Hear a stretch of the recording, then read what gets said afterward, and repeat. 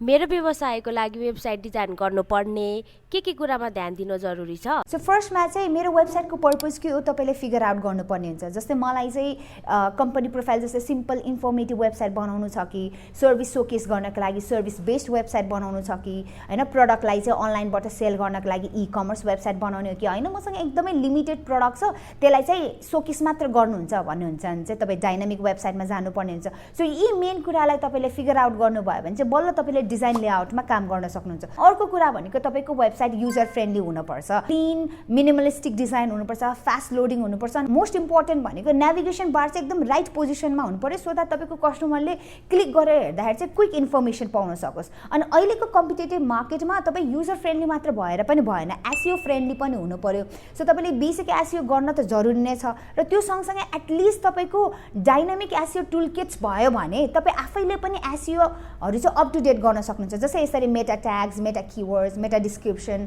ओजी इमेजहरू सबै आफूले अपडेट गर्नुभयो भने तपाईको बिजनेसलाई प्लस पोइन्ट हुन्छ। र अर्को कुरा तपाईले एकदमै धेरै ध्यान राख्नुपर्ने भनेको सीएमएस, कन्टेन्ट म्यानेजमेन्ट सिस्टम एकदम इजी टु युज हुनुपर्छ सो दैट नन टेक्निकल पर्सनले पनि त्यहाँ सीएमएस ड्यासबोर्डभित्र चाहिँ अपडेट र एडिट मजाले नै गर्न सकोस् है। सो अर्को भनेको चाहिँ सेक्युरिटी। तपाईले लगानी गरिसकेपछि चाहे वेबसाइट ठुलो होस् सानो होस् है, तपाईले सेक्युरिटीमा केही पनि कम्प्रोमाइज गर्नु हुँदैन। तपाईले एचटीटीपीएस देखि लिएर एसएसएल सर्टिफिकेट देखि लिएर स्ट्रङ होस्टिङमा पनि तपाईले चाहिँ इन्भेस्ट गर्नुपर्ने हुन्छ।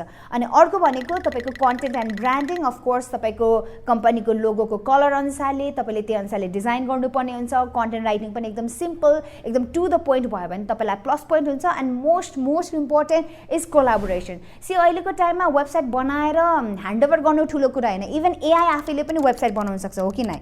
सो मेन कुरा भनेको त्यो वेबसाइटलाई चाहिँ लङ टर्मसम्म चाहिँ तपाईलाई अन टाइम सपोर्ट र सर्भिस दिन सक्ने चाहिँ आइटी एजेन्सी हुनु पर्यो। सो यस्तै खालको आइटी एजेन्सीसँग तपाईँ कोलाबोरेट हुनुभयो भने फ्युचरमा चाहिँ तपाईँले केही पनि फ्रस्ट्रेसन चाहिँ फेस गर्नु परेन।